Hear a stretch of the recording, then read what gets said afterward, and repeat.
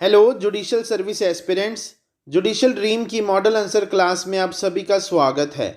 जैसे कि आप सभी को पता है कि हमारी टीम ने जो भी स्टूडेंट्स मध्य प्रदेश के जुडिशरी के एग्ज़ाम में अपीयर हो रहे हैं उनकी अच्छी प्रेपरेशन के लिए एक स्पेशल टेस्ट सीरीज़ को लॉन्च किया है। हमने इसमें सभी मेजर सब्जेक्ट्स और माइनर सब्जेक्ट्स के मॉक टेस्ट कवर किए हैं और हमने एमपी की local GK, current affairs, computer और इंग्लिश के भी मॉक टेस्ट कवर किए हैं। इसके अलावा हमने एमपी के लोकल एक्ट्स के भी मॉक टेस्ट कवर किए हैं और हमने स्टूडेंट्स की फुल एंड फाइनल प्रिपरेशन के लिए सभी सब्जेक्ट्स के 3 कंबाइंड मॉक टेस्ट भी कवर किए हैं।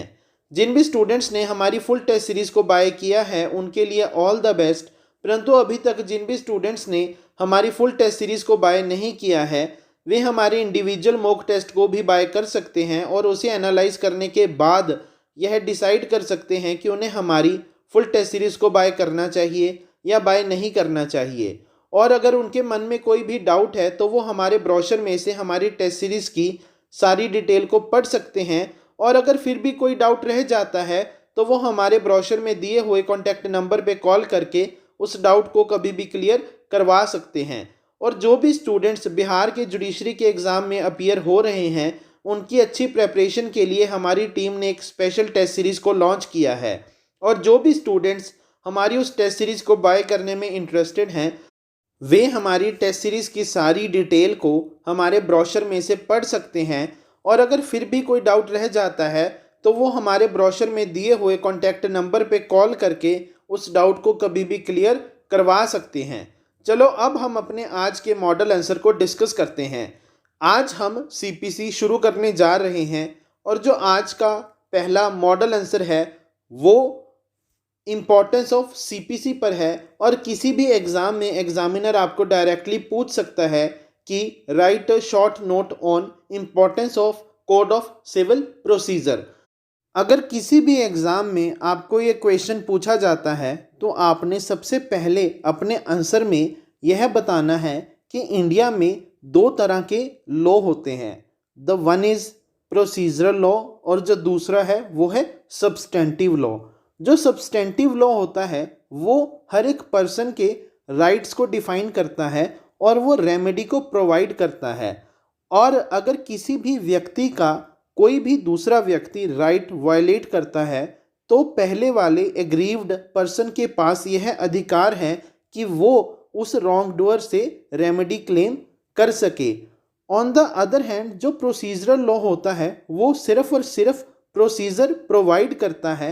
और जो एग्रीव्ड पर्सन है उस प्रोसीजर के थ्रू जस्टिस क्लेम कर सकता है from the court of law. तो हम सिंपल भाषा में अगर कहें तो जो प्रोसीजरल लॉ है वो सब्सटेंटिव लॉ को जीवन प्रदान करता है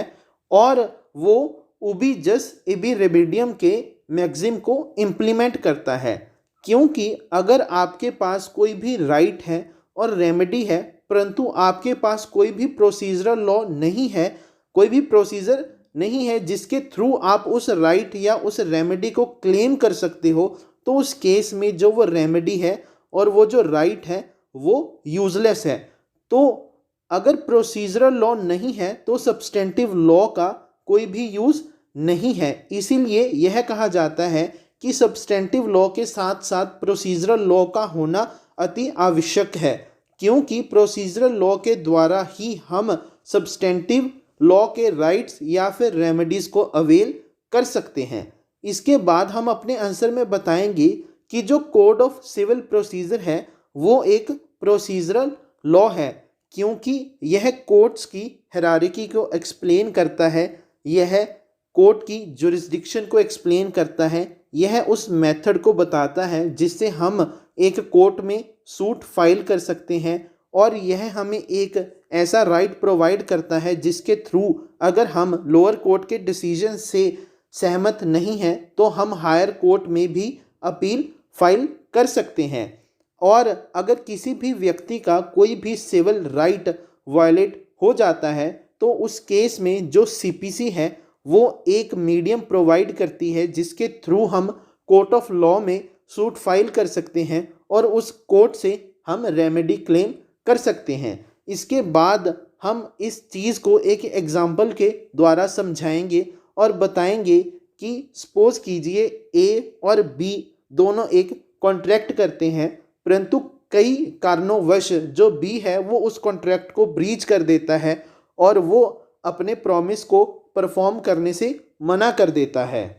इस केस में जो ए है वो एक एग्रीव्ड पर्सन है और इंडियन कॉन्ट्रैक्ट एक्ट के अकॉर्डिंग यह दोनों पार्टीज की ऑब्लिगेशन होती है कि वो अपने कॉन्ट्रैक्चुअल प्रॉमिस को परफॉर्म करे।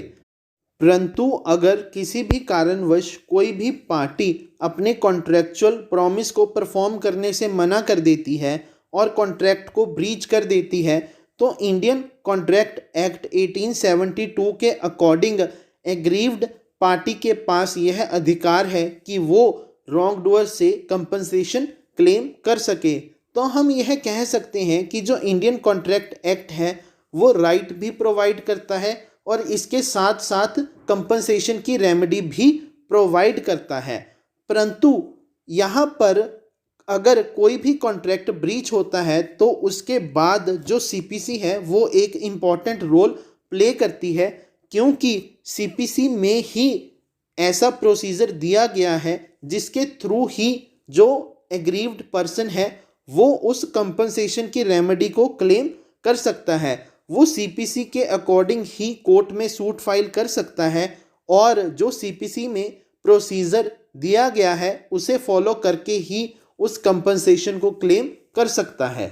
तो हम यह कह सकते हैं कि जो सीपीसी है वो इसलिए इम्पॉर्टेंट है क्योंकि वो सब्सटेंटिव लॉ में जो भी रेमेडी दी गई है उसको अवेल करवाने में एक एग्रीव्ड पर्सन की हेल्प करती है। इसके बाद हम अपने आंसर में बताएंगे कि जो कोड ऑफ सिविल प्रोसीजर है वो सेक्शंस और ऑर्डर्स दोनों को ही कंटेन करता है। बाकी के जो एक्ट्स हैं उनमें सिर्फ और सिर्फ सेक्शंस होते हैं, परंतु सीपीसी में सेक्शन के साथ साथ ऑर्डर भी दिए गए हैं। परंतु अगर हम इनको ध्यान से देखें तो इनमें कोई भी डिफरेंस नहीं है, क्योंकि जो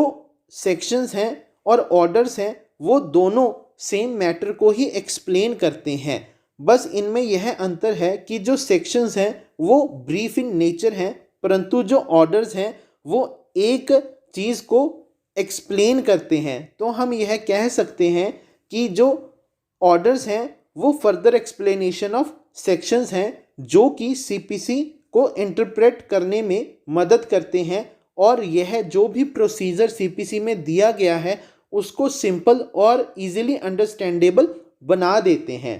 तो इस तरह अगर किसी भी एग्ज़ाम में आपको ये क्वेश्चन पूछा जाता है तो आपने अपने आंसर को कुछ ऐसे ही अटेम्प्ट करना है। और अगर आप इस आंसर की पीडीएफ चाहते हैं या फिर हमारे आने वाले अगले आंसर्स की पीडीएफ चाहते हैं वो आपको संडे टू संडे प्रोवाइड करवा दी जाएंगी। और अगर आपको हमारी कंसेप्ट क्लासेस समझ में आ रही हैं और आप इन्हें पसंद भी करते हैं तो आप हमारी हर एक वीडियो को शेयर करें, हमारे चैनल को सब्सक्राइब करें, फॉलो करें। और जिन भी स्टूडेंट्स ने अभी तक हमारी मध्य प्रदेश की टेस्ट सीरीज़ को बाय नहीं किया है वे हमारे इंडिविजुअल मॉक टेस्ट को भी बाय कर सकते हैं और उसे एनालाइज करने के बाद यह डिसाइड कर सकते हैं कि उन्हें हमारी फुल टेस्ट सीरीज़ को बाय करना चाहिए या बाय नहीं करना चाहिए। और अगर उनके मन में कोई भी डाउट है तो वो हमारे ब्रोशर में से हमारी टेस्ट सीरीज़ की सारी डिटेल को पढ़ सकते हैं। और अगर फिर भी कोई डाउट रह जाता है तो वो हमारे ब्रोशर में दिए हुए कॉन्टैक्ट नंबर पे कॉल करके उस डाउट को कभी भी क्लियर